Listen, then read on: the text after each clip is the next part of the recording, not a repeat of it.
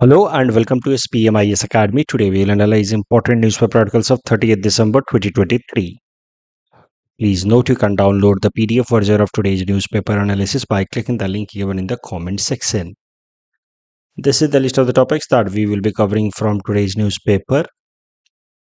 Before I take up the first topic of the day, I would like to wish you all a very happy new year. आने वाला साल आप सबके लिए success लेकर के आए, यही मेरी विशेष है आप सबके लिए। आफ्टर सेइंग दैट एक और अनाउंसमेंट है कि चूंकि कल संडे है और संडे को तो न्यूज़पेपर एनालिसिस में लाता नहीं हूँ and Monday is going to be the 1 January, right? So I also will be taking break on Monday. तो अब अगली न्यूज़पेपर एनालिसिस होगी 2 जनवरी को ऑन ट्यूसडे। चिंता नहीं कर रहे हैं, जो भी 2 दिनों में डेवलपमेंट्स होंगे न्यूज़पेपर्स में उसको मैं 2 जनवरी को कवर कर दूंगा। वैसे भी I have already told you कि अब धीरे धीरे आपको अपना फोकस जो है पीटी पे मूव करना है। तो डेली न्यूज़पेपर एनालिसिस अब नहीं देखने से भी होगा। अब आपको पिछले 1 साल का करंट अफेयर्स रिवाइज करने पे फोकस करना चाहिए, पीटी के एमसीक्यूज करने चाहिए जो बेसिक स्टैटिक सब्जेक्ट्स हैं। और मान लीजिए कि आपका प्रीलिम्स अगर मार्च में होता है तो जनवरी, फरवरी और मार्च का करंट अफेयर्स एक साथ आपको देख लेना चाहिए। तो अभी से न्यूज़पेपर एनालिसिस वही स्टूडेंट्स फॉलो करेंगे जो बिल्कुल अपकमिंग एग्जाम को टारगेट नहीं कर रहे हैं, नेक्स्ट ईयर को टारगेट कर रहे हैं। वो न्यूज़पेपर एनालिसिस देखने का जो हैबिट है उसको कंटिन्यू करें। Others, if you are able to manage time, well and good, keep watching newspaper analysis, otherwise stop it and focus on the upcoming prelims. ठीक है जी, चलिए देखते हैं आज का पहला topic, ULFA peace agreement. This topic is important from our syllabus GS paper 3 internal security point of view, also important from our syllabus GS paper 5 Assam issues point of view। तो करंट डेवलपमेंट काफ़ी major है असम के लिए। आप सबने ये news सुन ही लिया होगा कि एक ट्राईपार्टाइट अग्रीमेंट साइन हुआ है, peace agreement between ULFA, the insurgent group, and central government as well as Assam government. पर ध्यान रहे, अल्फा का जो प्रो टॉक फैक्शन है, अल्फा के अंदर भी इनर डिविजन्स हो गए थे। 2 मेन ग्रुप हैं अल्फा के अंदर भी, one headed by Arvind Raj Khowa ji and second Paresh Baruah, right? अब तो Arvind Raj Khowa has joined peace process, so we must welcome him with open heart, right? तो अरविंद राज खोवा जो फैक्शन है उसने प्रोटॉक, वो पहले से भी भारत सरकार के साथ बातचीत में थे। 2011 से ही बातचीत चल रही है पीस प्रोसेस को लेकर के, अब जाकर के फाइनली एग्रीमेंट साइन हो गया है, पीस एग्रीमेंट साइन हो गया है। So they have completely given up violence and now they have joined the peace process. ये भी एक मेजर डेवलपमेंट है। बट ध्यान रहे कि जो परेश बरुआ फैक्शन है अल्फा का, उसने अभी तक पीस अकॉर्ड साइन नहीं किया है and that faction has been more hard line faction. लेकिन ये भी एक सिग्निफिकेंट डेवलपमेंट है। हमारे सीएम हिमंता बिस्वा शर्मा साहब ने कहा है कि इसके बाद, इस पीस एग्रीमेंट के बाद एक मेजर पैकेज रिलीज करेगी भारत सरकार असम के डेवलपमेंट के लिए, और वो पैकेज लगभग 1.5 लाख करोड़ का हो सकता है। So that will be a boost in development of Assam. वैसे भी जब भी सिक्योरिटी स्ट्रेंथन होता है तो आप मान सकते हैं कि इकोनॉमिक डेवलपमेंट फिर उसका नेक्स्ट प्रोसेस होता ही है। Security, law and order is considered as pre condition for economic development. अब इसी कॉन्टेक्स्ट में थोड़ा सा बात कर लेते हैं आसाम के अंदर इंसर्जेंसी की। देखिए, आसाम के अंदर इंसर्जेंसी का जो इशू है वो 1980 से इंटेंसिफाई होना शुरू हो गया। 1979 आप कह सकते हैं कि एक वाटर शेड मोमेंट रहा है असम की हिस्ट्री में। 1979 से जो डिस्कंटेंट है in the local youth, I would say, of Assam, वो ज़्यादा बढ़ने लगा अगेंस्ट इलीगल इन्फिल्ट्रेशंस। वो अलग अलग फॉर्मेट में दिखा। एक तो असम मूवमेंट शुरू हुआ, 6 साल तक चला, 1979 से लेकर के 85 तक, जिसका लॉजिकल कल्बिनेशन भी हुआ in the form of Assam accord. लेकिन एक उससे भी ज़्यादा रिवॉल्यूशनरी फैक्शन बना, ULFA faction. It started to demand for Swadhin Assam, independent Assam, comprising of ethnic Assamese speaking people. तो ये ज़्यादा हार्डलाइन फैक्शन आ गया, hardline demand, rather than just asking for weeding out the infiltration from Assam. They started to demand for independence of Assam for the ethnic people of Assam speaking Assamese language. तो ये faction जो है फिर insurgency को भी resort करने लगा. Insurgency मतलब आर्म्ड वॉयलेंस. इंसर्जेंसी का मतलब armed rebellion for some territorial rights. तो इसी को कहा जाता है insurgency. So ULFA group was more violent, revolutionary and it led rise to insurgency in Assam. तो 1979 एक तरफ असम मूवमेंट और दूसरी तरफ अल्फा ग्रुप. अल्फा ग्रुप में भी धीरे धीरे बाद में डिविजन्स होने लगे. जैसा कि मैंने आपको बताया, एक डिवीजन जो है वो प्रो टॉक हो गया, थोड़ा सॉफ्ट या मॉडरेट अप्रोच लिया, उसने फाइनली पीस प्रोसेस ज्वाइन कर लिया है. बट जो दूसरा हार्ड स्टैंड रखने वाला ग्रुप है, उसने अभी भी, जो परेश बरुआ ग्रुप है, उसने अभी भी पीस प्रोसेस को ज्वाइन नहीं किया है. दूसरा जो इंसर्जेंसी असम का रहा है वो बोडोज को लेकर के रहा है. बोडोज इंसर्जेंसी, ये अगर आप देखें तो नॉर्थ वेस्ट जो रीजन्स हैं इस साइड में बोडोज. अगर आप हिस्ट्री देखें तो 1929 में ही Kalicharan Brahma ji, a well renowned Bodo leader, उन्होंने रिक्वेस्ट सबमिट किया था साइमन कमीशन को for a separate political identity to the Bodo tribe. आपने साइमन कमीशन के बारे में इंडियन हिस्ट्री में जरूर पढ़ा होगा. The commission was created in order to study the functioning of government of India act of 1919, जिसके अगेंस्ट फिर देश भर में अलग अलग जगह प्रोटेस्ट चल रहे थे, Simon go back and all. फिर जिसके प्रोटेस्ट के दौरान लाला लाजपत राय जी की लाठी चार्ज में डेथ हुई थी, जिसका बदला लिया था भगत सिंह जी ने, वही साइमन कमीशन है. तो साइमन कमीशन को काम दिया गया था कि टेरिटोरियल रीएडजस्टमेंट करे भारत के अंदर. तो Kalicharan Brahma ji, Bodo leader, he wanted to have a separate political identity for the Bodo tribe. नहीं हो पाया उस टाइम में. 1970s में again this demand started to get intensify. Udayanchal का डिमांड आना शुरू हुआ. 1980s में started this simple demand started to take shape of insurgency. एक इंसर्जेंट ग्रुप बना, BLT, बोडोलैंड लिबरेशन टाइगर्स. दूसरा insurgent NDFB, national democratic front of Bodoland. They started to create demand separate statehood, political identity for Assam, political identity for Bodos. लेकिन धीरे धीरे फिर बोडोज जो insurgency है, बीच में तो इसने पीक अप किया 1980s 90s में, but over a period of time it started to get moderate down. 2003 में बोडोलैंड लिबरेशन टाइगर ने पीस प्रोसेस साइन किया.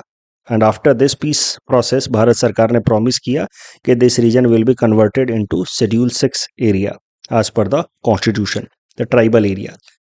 उसके पहले भी ऑटोनोमस काउंसिल थे, but as per the law of state government it was created a tribal area as per the constitutional provision after this 2003 peace process. 2005 में NDFP ने भी, national democratic front of Bodoland ने भी पीस प्रोसेस ज्वाइन किया. बस एक faction जो है NDFB का, सोंगबी जीत फैक्शन, ब्रैकेट में ऐसे S लिखते हैं टू रिप्रेजेंट NDFB सोंगबी फैक्शन, इसने उस टाइम में पीस प्रोसेस को ज्वाइन नहीं किया. Insurgency NDFB Songbijit faction continue करती रही टिल 2020. 2020 में जाकर के इस ग्रुप ने भी पीस प्रोसेस को ज्वाइन कर लिया. और इसके साथ ही जो बोडो पीस अकॉर्ड साइन हुआ 26 जनवरी 2020 को, that brought end to Bodo insurgency completely. Dimasas जो इंसर्जेंट ग्रुप्स हैं in Dima Hasao district, they are mostly active. उनका ग्रुप है DNLA, दिमासा ट्राइब के DNLA इंसर्जेंट ग्रुप. उन्होंने भी पीस प्रोसेस को साइन किया है हाल फिलहाल में इसी साल. तो वो भी अब खत्म हो चुका है. हाँ, लेकिन कार्बी एंगलोंग रीजन में कुछ अभी भी इंसर्जेंट ग्रुप्स एक्टिव हैं और जिनके साथ नेगोशिएशन चल रहा है. तो आप मान सकते हैं कि जो मेजर इंसर्जेंट ग्रुप आसाम का अभी भी एक्टिव है वो है अल्फा परेश बरुआ फैक्शन. दूसरे कुछ कार्बी इंसर्जेंट ग्रुप्स हैं, उनके साथ भी पीस प्रोसेस डेवलप किया जा रहा है. बेसिकली देखिए, जिस एरिया में डेवलपमेंट होगा, इकोनॉमिक अपॉर्चुनिटीज आएंगी, वहाँ पे अपने आप जो इंसर्जेंसी की टेंडेंसी है वो डाई डाउन होगी. तो कार्बी एंगलोंग के लिए तो यही सॉल्यूशन है. इस टॉपिक के बेसिस पे ये मेंस क्वेश्चन है. थोड़ा सा मैंने हिंट्स भी दे रखा है. On the basis of this hints please attempt this question. Board work with respect to this topic.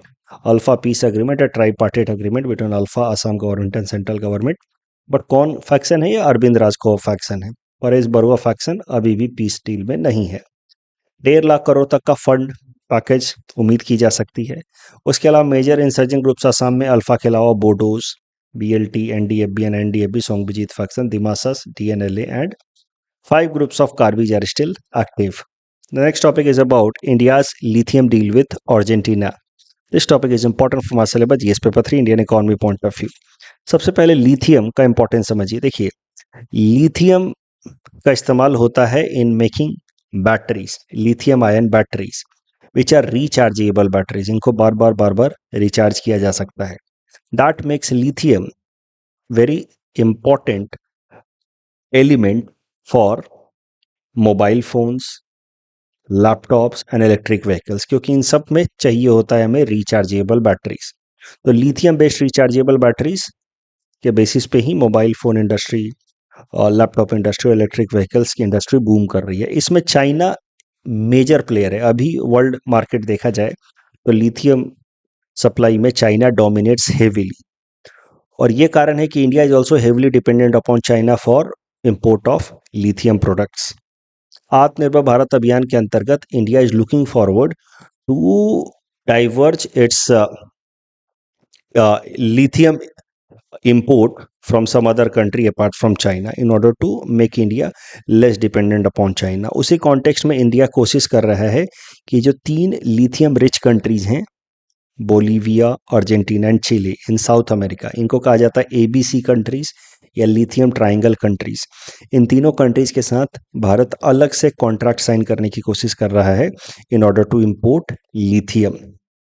उसी कॉन्टेक्स्ट में एक बड़ा डेवलपमेंट हुआ है अर्जेंटीना के साथ। अब फाइनली हमने एक अग्रीमेंट साइन करने को के बिल्कुल करीब आ चुके हैं। तो अग्रीमेंट साइन हो ही जाएगा। अर्जेंटीना के साथ भारत का एक अग्रीमेंट साइन हो रहा है जिसके अंतर्गत 5 लिथियम ब्लॉक्स अर्जेंटीना के अब भारत को दिए जाएंगे डेवलप करने के लिए और वहाँ से लिथियम एक्सट्रैक्ट करने के लिए।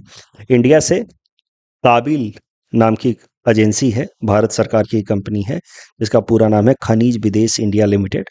इसने एग्रीमेंट साइन किया with Argentinian company Argentinian minor केमन। अब यहाँ से 5 ब्लॉक्स अर्जेंटीना के हम लोग एक्सट्रैक्ट करेंगे वहाँ से लिथियम को। तो लिथियम जिसको हम लोग दूसरे सोर्सेस को हम लोग एक्सप्लोर कर रहे हैं in order to reduce our dependence from China under Atmanirbhar Bharat अभियान, उसमें एक मेजर ब्रेक थ्रू आप मान सकते हैं this agreement between India and Argentina. Lithium की अगर बात की जाए तो इस साल फरवरी महीने में 2023 में फरवरी महीने में एक इंपॉर्टेंट न्यूज़ निकल करके आई थी। जियोलॉजिकल सर्वे ऑफ इंडिया ने जम्मू कश्मीर के रियासी डिस्ट्रिक्ट में लगभग 5.9 million tons of lithium reserve ढूंढा था, ऐसी पॉसिबिलिटी बताई थी। It is a very significant reserves और माना जा रहा है कि दुनिया का 7वां सबसे बड़ा लिथियम रिजर्व हो सकता है। अभी भी इसमें और सारी रिसर्च चल रही है, स्टडी चल रही है कि इसको कितना ज़्यादा कॉमर्शियल एक्सप्लॉइट किया जा सकता है, क्या क्या उससे बेनिफिट उठाए जा सकते हैं, क्योंकि सिर्फ रिजर्व होना काफ़ी नहीं है। रिजर्व के अंदर फिर बाकी इम्प्योरिटीज़ कितनी हैं, कितना वो कॉमर्शियल एक्सप्लॉइट हो सकता है, वो सभी देखना होगा। बट मुद्दा यह है कि 5.9 million turns which is huge reserves of lithium that was found in Jammu and Kashmir Reasi district. तो कुछ जगहों पे बताया जा रहा है कि अगर ये कंफर्म हो जाता है तो India will become 3rd largest lithium reserve country of the world, while some other places says that India will remain 5th largest lithium reserve. पर मुद्दा ये है कि अभी भी उसको इवैल्यूएट करने की कोशिश की जा रही है कि एग्जैक्टली रिजर्व है कितना। बट मोटी मोटी बात यह है कि भारत का सबसे बड़ा लिथियम का सोर्स अभी हमें मिला है इसी साल जम्मू कश्मीर में रियासी डिस्ट्रिक्ट में, और अगर इसको हमने कॉमर्शियल एक्सप्लॉइट करना शुरू कर दिया तो फिर फ्यूचर में हमें किसी भी देश पे डिपेंडेंट होने की ज़रूरत नहीं होगी। बट मौजूदा टाइम में अभी इसका कॉमर्शियल एक्सट्रैक्शन नहीं हो रहा है और इसीलिए India is looking forward to sign agreement with these lithium triangle countries ABC। Lithium की अगर बात की जाए तो इसमें एनर्जी स्टोर करके रखा जा सकता है, रिचार्जेबल बैटरी है, इसीलिए लिथियम को कभी कभार वाइट गोल्ड भी कहते हैं, क्योंकि मौजूदा टाइम में लिथियम का महत्व काफ़ी ज़्यादा बढ़ने वाला है। जैसे 60s-70s में पेट्रोल डीजल को कहते थे liquid gold because they were driving the world economy, because they were the source of energy. Now lithium is considered as white gold because it is going to drive world economy because coming age is age of rechargeable batteries, electric vehicle and all. ध्यान रखना है आपको, ये जो lithium triangle countries हैं ABC, इनके साथ Bharat agreement sign करने की कोशिश कर रहा है। अर्जेंटीना के साथ लगभग हमारा डील फाइनल हो भी चुका है। उसके अलावा रियासी डिस्ट्रिक्ट अब जम्मू कश्मीर में लिथियम का सबसे बड़ा रिजर्व मिला है भारत के अंदर। NGT, national green tribunal on ground water of Assam. This topic is important from our syllabus GS paper 5 Assam issues point of view. देखिए, असम के अंदर कैसा है कि अभी हर जगह म्युनिसिपैलिटी का वाटर सप्लाई तो आया नहीं है। म्युनिसिपैलिटी का water supply treated water supply करता है। जल जीवन मिशन का इम्प्लीमेंटेशन में अभी असम थोड़ा सा पिछड़ रहा है। जल जीवन मिशन में कितना परसेंट इम्प्लीमेंटेशन हुआ है अभी तक, वो भी हम देखेंगे। बट चूंकि म्यूनिसिपैलिटी का सप्लाई है नहीं, इस कारण से ज़्यादातर जगहों पे लोग क्या करते हैं, बोरिंग करके सीधा सीधा ग्राउंड वाटर को एक्सट्रैक्ट करते हैं। अब समस्या क्या है कि असम के अंदर जो ग्राउंड वाटर है उसमें आर्सेनिक का कंटेंट और फ्लोराइड का कंटेंट काफ़ी ज़्यादा है, और लोग ग्राउंड वाटर में बोरिंग करके सीधा सीधा पानी एक्सट्रैक्ट कर लेते हैं और उसका कंजम्पशन करते हैं, जिस कारण से आर्सेनिक कंजम्पशन और फ्लोराइड कंजम्पशन बहुत ज़्यादा कर रहे हैं लोग। और आर्सेनिक का एक्सेसिव कंजम्पशन से किडनी को डैमेज हो सकता है, नर्वस सिस्टम डैमेज हो सकता है। फ्लोराइड के एक्सेसिव कंजम्पशन से येलोइंग ऑफ टीथ हो सकता है। ऐसे फ्लोराइड के एक्सेसिव कंजम्पशन से फ्लोरोसिस हो सकता है, which is damage to the bones. इस तरीके की कंडीशनिंग हो सकती है। और प्रॉब्लम ये है कि असम के अंदर ये इश्यूज बढ़ते जा रहे हैं, ये केसेस बढ़ते जा रहे हैं। इसी बात की जाए अगर आर्सेनिक कंटेंट की, तो असम के अंदर आर्सेनिक कंटेंट ग्राउंड वाटर में काफ़ी ज़्यादा है। ये कुछ स्टेट्स हैं जहाँ पे arsenic content is very high. अगर बात की जाए फ्लोराइड कंटेंट की, तो मॉडरेटली हाई है। बाकी सारे कुछ स्टेट्स की तुलना में तो ज़्यादा है, बट कुछ स्टेट्स से थोड़ा कम है। बट आर्सेनिक कंटेंट तो वेरी हाई, फ्लोरोसिस या फ्लोराइड कंटेंट भी मॉडरेटली हाई है। अगर आप ये डायग्राम देखें तो आपको पता चलेगा कि overall population wise Uttar Pradesh में सबसे ज़्यादा लोग आर्सेनिक से इम्पैक्टेड हैं, आर्सेनिक कंटेंट से इम्पैक्टेड हैं, ओवरऑल पॉपुलेशन वाइज बात की जाए तो। और अगर परसेंटेज पॉपुलेशन वाइज बात की जाए तो 65% population of Assam is impacted because of arsenic content in groundwater. तो percentage wise Assam has highest population who is impacted because of excessive arsenic content in groundwater. इन सब चीज़ों को देखते हुए हाल फिलहाल में नेशनल ग्रीन ट्रिब्यूनल ने असम सरकार को एक नोटिस दिया है, जहां पे उन्होंने असम सरकार को इंडिकेट किया है कि फ्लोराइड और आर्सेनिक कंटेंट ग्राउंड वाटर में बहुत ज़्यादा है, आप उसको कम करने के लिए कोई नया अप्रोच लेकर के आए। एनजीटी ने यह भी कहा है कि कम से कम 21 ऐसे डिस्ट्रिक्ट्स हैं जहां पे fluoride content, I am so sorry, 21 ऐसे डिस्ट्रिक्ट हैं जहां आर्सेनिक कंटेंट बहुत ज़्यादा है, 17 ऐसे डिस्ट्रिक्ट हैं जहां फ्लोराइड कंटेंट बहुत ज़्यादा है, जो हेल्थ के लिए काफ़ी ज़्यादा नेगेटिव इम्पैक्ट कर सकता है। कई सारे जगहों पे already these arsenic and fluoride is becoming cause behind death.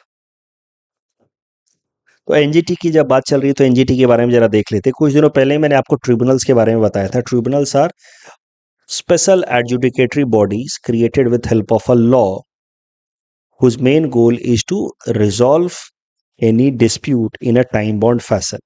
उसके अलावा आजकल ऐसे ऐसे फील्ड्स आ गए हैं जहाँ पे काफ़ी सारे टेक्निकल नॉलेज की भी ज़रूरत है, एक्सपर्टीज़ की भी ज़रूरत है। इस कारण से भी ट्रिब्यूनल्स बनाए जाते हैं, क्योंकि ट्रिब्यूनल्स के अंदर सिर्फ जुडिशियल मेंबर्स नहीं होते हैं, ट्रिब्यूनल्स के अंदर उस फील्ड से रिलेटेड जिसके लिए वो ट्रिब्यूनल है उसके टेक्निकल मेंबर्स भी होते हैं। जैसे मैंने आपको कुछ दिनों पहले central administrative tribunal, state administrative tribunals के बारे में बताया था। तो ट्रिब्यूनल अलग अलग तरीके के होते हैं, created as per a law, adjudicatory body है just like courts, but created for a specific purpose.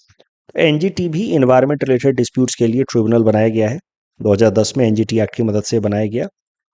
इसके 5 ऑफिसेस हैं। दिल्ली इस प्रिंसिपल ऑफिस, उसके अलावा Bhopal, Pune, Kolkata, Chennai are the other 4। और chairperson of NGT is appointed by the government of India in consultation with chief justice of India. इसमें total 20 member होते हैं NGT में, 10 जुडिशियल मेंबर होते हैं और 10 मेंबर्स इन्वायरमेंटल एक्सपर्ट्स होते हैं। NGT like other tribunals also is not bound by civil code of procedure, code of civil procedure. It is guided by the idea of natural justice. तो ये concept जो है सारे ट्रिब्यूनल्स के लिए true है। They are not bound by code of civil procedure, they are guided by idea of natural justice. तो NGT जब फंक्शन करता है तो इसकी मेन जिम्मेदारी होती है इन सारे कानूनों को इम्प्लीमेंट कराने की। एनजीटी जब भी फंक्शन करता है तो देखता है कि कहीं ये सारे एनवायरमेंट रिलेटेड कानून तो नहीं ब्रेक हो रहे हैं।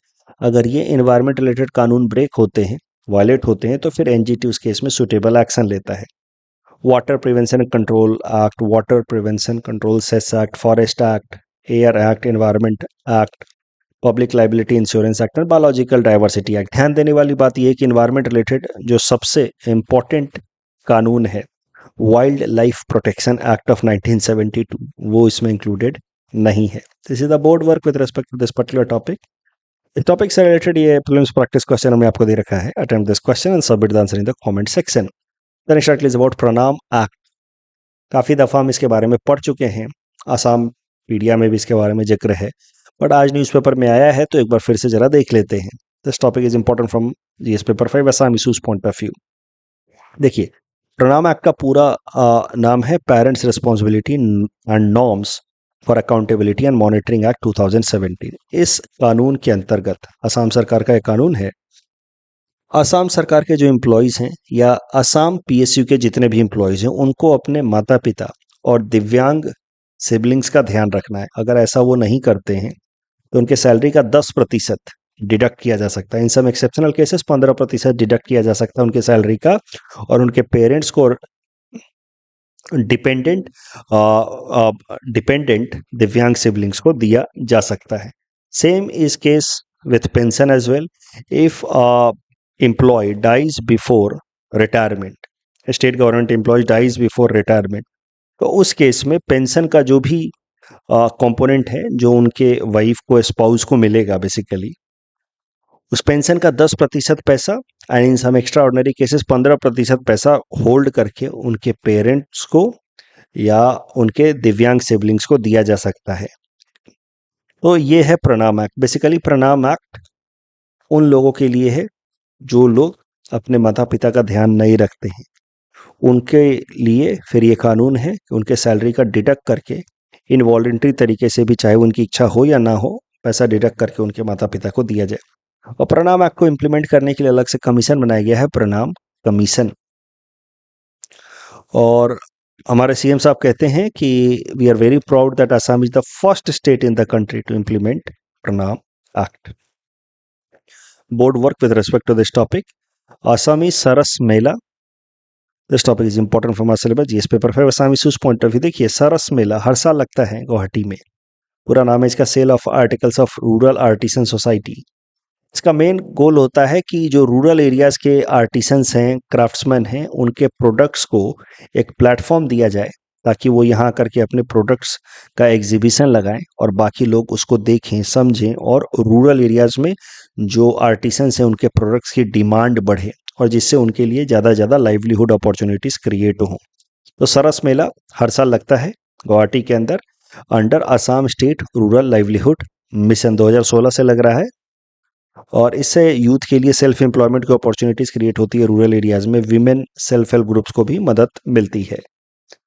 और आज का जो असम ट्रिब्यून न्यूज़पेपर है उसमें काफ़ी अच्छा एक ही जगह कलेक्शन आया है अवार्ड्स 2023 का, जो असम में दिए गए हैं। पीटी पर्सपेक्टिव से बहुत इंपॉर्टेंट है। आप के पास अगर असम ट्रिब्यून का हार्ड कॉपी है तो आप उस पेज पे जाएं, आखिरी दूसरा या तीसरे पेज पे इस कटिंग को काट करके अलग निकाल के रख लें, रिवीजन में मदद मिलेगी फॉर द प्रीलिम्स। कल जो हमने बोर्ड वर्क जो प्रैक्टिस क्वेश्चन दिया था उसमें पहला और दूसरा स्टेटमेंट तो गलत है, बेसिकली उन्होंने रिवर्स कर दिया। एआर में the external world is not completely shut out, VR में इट इज शट आउट, तो पहला दूसरा तो गलत है, राइट। तो correct answer would be option B. And PNB is not domestically systematically important bank. Fine. And Padmanath Gohai Boruaji, the first president of Assam Sahitya Sabha. That's all from our side for today. Thanks for watching.